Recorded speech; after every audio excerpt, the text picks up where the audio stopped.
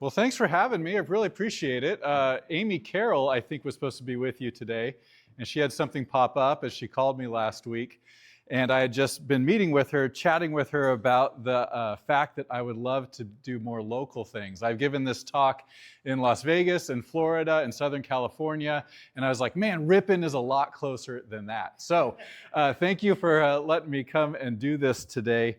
I prepped for about 20 minutes or so, but I think you said maybe we have a little more time than that? You have as much time as you want. Okay, all right, well, we'll dive in. So let me just give you a little bit of context. So what we're going to be talking about today is something that one of my businesses is founded upon that I think when you apply it to an organization can make some pretty massive impact. And so that's what we're talking about today. Sorry to turn my back to you, but just most of the people are here. So first of all, the people that inspire me right here, this is my family. My wife, Melissa, on the left, she is actually in Spain right now, in Barcelona, with a couple other girlfriends. And then my son, Hudson, he is doing an internship with Caterpillar in Indiana right now. And he is a third-year industrial engineering major at Cal Poly. And then this is my daughter, Rosalind, and she is down at the Olympic Training Facility in San Diego related to equestrian. And then this is my daughter, Taylor, and she's in Albania on a missions trip. I do not have a family member within a 7-hour drive of me right now, and 3 of them would require plane flights. And so there is a certain sense of anxiety that goes along with that when your family is distributed across the globe. But they're doing great. I've been in text contact with each of them as of this morning, and all is well as we chat. But they inspire me. It's a fantastic family. I'm so blessed to be part of that family. And it's also, as many of you know, that phase of life where they start going and they start doing. And it's kind of like, I'll be here when you need me. So that's the phase that my wife and I are in right now. This is my 4th child, and he is actually with me, not here, but at home. That is Rodan. He's a 110-pound Rhodesian Ridgeback, and he's not my favorite child. So don't let anybody imply that he's my favorite kid, but he's one that I have fun with a lot. As far as what I do, just to give you a little bit of a background, it started in 2008 with a affordable housing entity called Trinity Ventures. I formed that with a partner while I was employed at Huff Construction. And then in 2010, I left and started my own construction company that over 2 years morphed into Kitchen and Bath Crate. And that's really one of the companies I'm going to be chatting with you about today. In 2023, I started Trinity Builder Solutions when we acquired AAI Tile and Stone in Salida. And we kind of pivoted that into a commercial tile and stone company focusing on countertops and backsplash for multifamily housing. And then EOS Sacramento is a group I've been involved with for the last 10 years. My presidency ended June of last year. And one of my regrets, and one thing I'm trying to fix, which maybe some of you in this room can help me with, is I'm much more plugged in the Sacramento business community than in the local business community. And I think that is not where I want to be professionally. And so if there's anything I can do locally from a business perspective, I'd love to kind of forge those connections and get back to that because it's been neglected the last 8 or 9 years. Yeah, so that's a little bit about me. But here's the story. So it all started in the aisles of Costco. Raise your hand if you've been to Costco. I imagine a few of you have been to Costco. So you know how when you go to Costco and you have that huge shopping cart full of no less than $500 at any point, no matter what you get, you go through the checkout and they ring you up and then you turn the corner and now you're walking down the long aisle towards the exit where the person scribbles on your receipt. My wife and I back in 2011 were making that walk and we noticed on that aisle, you could buy all sorts of things. You could get like a pergola or a cruise or all those types of things. And we said to each other, why can't you buy a kitchen remodel in a box? It was kind of a joke, right? And why can't it come in a box? And why can't it be delivered by helicopter to the front of your house? And little elves jump out and do the project in a super quick period of time. And we started joking about this back and forth as we were walking to our vehicle. And then throughout the whole weekend, we were joking about this kitchen in a box. And there was something about it, though, that had some some little sparks of opportunity. And the more we joked about it, the more we asked ourselves, why is this industry broken? At the time, I was doing some custom remodeling and some commercial work, but the industry was really broken. Jobs would go way too long, jobs would run over budget, people had to go out and buy their own materials. And so we kind of came up with this concept that said, why can't you put a remodel in a box? Why can't it be completed in 5 days? Why can't that box have everything in it? And really the key guarantee, why can't you promise that you're going to finish the job on time? And so we launched Kitchen Box in 2012, about a year after that conversation at Costco. And the brand was really born on the back of that bold guarantee, the on-time completion. So what that turned into, in 2014, we franchised the concept, Kitchen and Bath Crate. To date, we've completed 1,600 remodels. We have 404 of 405 online reviews that are 5-star. We have 1 4-star. Do you want to know why she said she left a 4-star? There's always room for improvement. There's always room for improvement. Yep. Yeah, always room for improvement. Yeah. Kathy was her name. I remember. I think of her often. But yeah, we're at 404 of 405. You can go check out the 4-star if you want. Just sort by lowest review. 3 offices, Elk Grove, Modesto, and San Ramon, and 45 team members. The original guarantee was this. If you hire us to do your remodel, 2 weeks before your job starts, we're going to give you a project schedule. On that schedule will be a completion date. If we don't make that completion date, we will credit you back $250 per day that we are late on the project. That was the initial guarantee. About 18 months ago, we bumped it up to $500 a day. And there was a lot that went with this, but that one promise of finishing on time with a monetary penalty associated with it, that one promise, it took the brand further than any advertising ever could. So at the time, a few people thought that that was a crazy idea, including my former business partner. We parted ways amicably in about 2016, but his thing was, no one has ever done that, no one does that, we shouldn't do that, there's too much at risk. And all those things were true to a certain extent, but we pushed ahead, and it worked pretty well. So here's the deal. I think that any time that you have risk and you add to it certain sacrifices, you get your desired outcome. I think you have to take certain risks to continue to push your organization forward, and then you have to make the sacrifices associated with those risks. So here's why Audacious guarantees change everything in an organization. Number one, it changes the way your customer perceives you. But it also does 2 other things that you don't really think about until you start living it. It changes the culture of your organization, and it also changes the results that your organization produces. And I'm going to dive into these 3 things just a little bit more right here. So first of all, how it changes a customer. If you sit at a kitchen table with a homeowner and you get to the point where you're talking about schedule and you tell the homeowner, I promise we're going to finish on time. It's usually a she, and she probably doesn't believe you. But what we found is when we talk about the guarantee and we talk about the fact that the liquidated damages are in the contract, and we talk about the fact that we have actually paid out the penalties quite a few times before because we've been late on jobs, a couple things happen. At first, she kind of looks at you and then she tilts her head, and then she gets it. She really gets the fact that you're putting your money where the guarantee is. And I think that creates a trust connection with the customer that you can't get in any other way but making a guarantee like that so early in the relationship. The second thing is it changes the culture of your business. So the $500 that we pay out if we're late, obviously our employees don't pull that out of their own pockets. But they've come to treat that $500 like it's their own. And I have a little story around this. A couple years ago, I was in my office, and we're just right there on in Salida, right on 99 as you're going north. as you're going south, on the right side. And I'm at my office, and I have a sit-stand desk, and then I have a window here that looks out onto the parking lot. And it was about 12 or 1 o'clock in the afternoon, and one of our install trucks pulls in. And these are trucks with A-frames on it.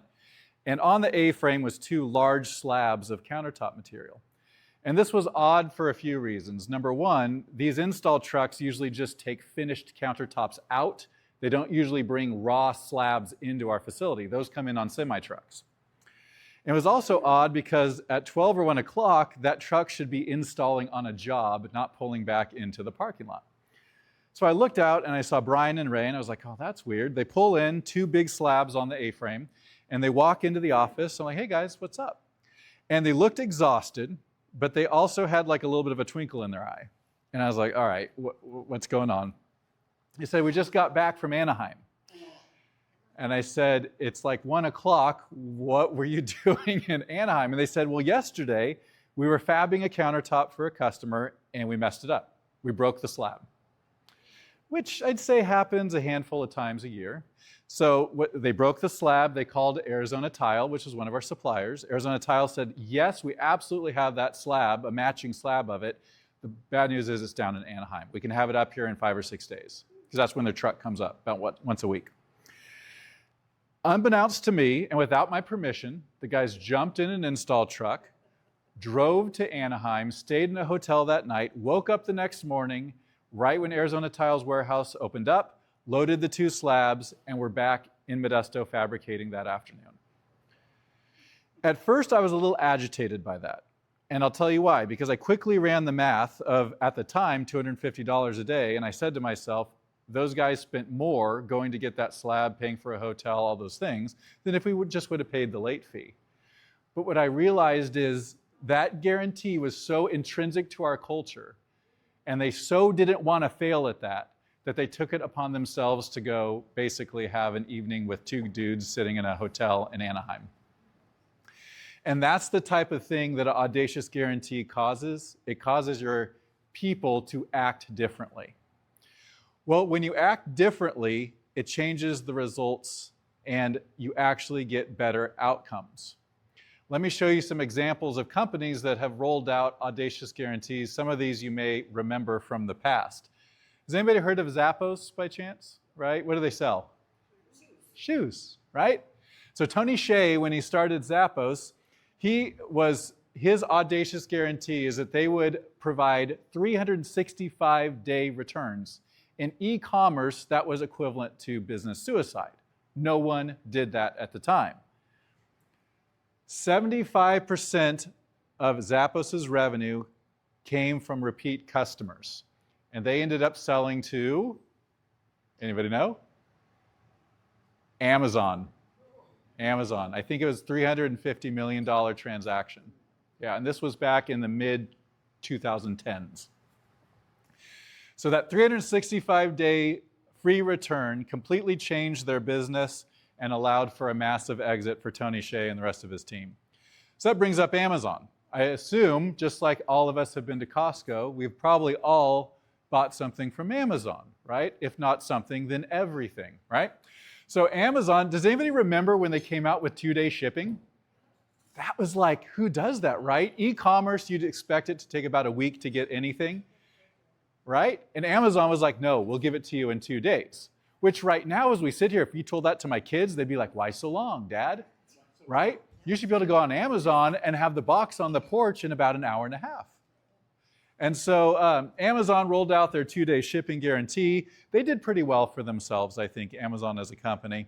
At the time that this came out, it immediately led to an 11% year-over-year revenue growth in the years that followed, and of course, one of the most valuable companies in the world. So, but Scott, you can only do this in retail or kitchen and bath remodeling, right? No. Geisinger is a healthcare provider. A healthcare company provides a money-back guarantee to their patients. That sounds absolutely absurd. You're in the medical sector. Have you heard of that very often? Right? Pretty rare. The first year of refunds, $500,000 they paid out of refunds. It quickly fell to $40,000. I dove deeply into that. Did they just stop refunding as much? That's what I thought. They just basically made it harder to get a refund. No. What happened is, and there's a great case study about this, the fact that they paid out that $500,000 in the first year caused them to change the way they worked as an entity. They changed their processes. The results got better. And the customer experience improved, and the customer satisfaction rate went up 23%. Delta Dental, another healthcare provider, rolled out this thing called Service Excellence, and it earned them one of the most prestigious customer service awards in the United States and a crazy retention rate, especially for a dentist. So it does work even in industries that are outside of service or outside of retail. So what typically stops an organization from doing this? Like I mentioned, I've given this talk in quite a few locations. And there's always a time in this talk, because a lot of it's usually workshop format, where the tables then kind of start chatting about, okay, how are we going to do this with our team? Or how can I take this back to the office? And it's interesting to watch this unfold because people get excited and they start throwing out guarantees they could make, right? It's like a little fire sparks and it starts burning. And then they start thinking about what would it take to make that guarantee happen? And then fear sets in. We should promise our customers this, but if we do that, our board is going to freak out, right? Those types of fears. So a couple of fears pop up. Number one, the fear of embarrassment, right? The fact that I could finish the job late and I'm going to be embarrassed because I have to tell my team we have to pay this out. I have to tell the customer we're going to finish late. I have to tell my patients that we can't make this thing happen. Fear of embarrassment is a massive part of this and a big hurdle in rolling out an Audacious guarantee. Fear of risking too much. Is the guarantee too much? If we promise our patients that they're going to get service that they deserve, are we going to have to pay out $500,000 a year, right? The fear that we are absolutely potentially risking too much. But here's the deal. Fear is a signal. Let me ask you this question. Has there ever been a time in your life when you've been on the precipice of a big decision, maybe getting married, maybe having kids, maybe buying your first home, maybe starting a business, maybe ending a business or retiring? Has there ever been a moment right when you're on that edge that you had fear and anxiety around the potential decision? Right? I'd venture to say probably every time. I could remember before we bought our first house, and it would have been October of 2003, that my wife and I looked at each other and we said, how would we ever pay a $1,200 a month mortgage? That is insane. I just started my career. She was a teacher actually at Ripon Elementary School. And it was just crazy to think that we were going to take on this massive economic burden. But what happened? We bought the little starter home. This was once again in 2003. And if you fast forward through the ups and the downs, and then the ups, right, it turned out to be a pretty good decision. I can't think of a decision I made along the way that didn't come with fear and end up with me being thankful that I made that decision. And I think fear is just a signal. I think it's just a signal that we're on the cusp of something that's worth exploring. So this isn't about kitchen and bathroom remodeling or shoes or healthcare or things like that. My question to you, and I think many of you in this room still have a client of some type. If you're retired, it may look a little different. But what is something that your clients really care about that's not working for them? What is a pain point for them? What is an audacious guarantee that you could make that would help them in that process? What is something you could promise them around that pain point? And then really, what would it force your team to become to deliver on that guarantee? We had to completely change the way home renovation is done to make sure that we finish on time. We couldn't wait to design the project in the middle of construction. Like most home remodels, what happens? We're getting to the point where backsplash is starting next week. And I say, it's Dawn, right? I say, Dawn, we're starting backsplash next week. Let's go look for your backsplash tile, right? We go down to Bedrosian's. You find a tile you love. The tile is back ordered. Won't be in for 4 weeks. We're supposed to start tile next week, Dawn. Okay, I guess we're going to wait. Dead for 3 weeks on the job. And that's how my industry works. It's really just, nothing's bought up front. The intentionality isn't handled up front. And I could name multiple things that we've had to do over the years, sometimes out of failure, to make the company better and make sure we deliver on that on-time guarantee.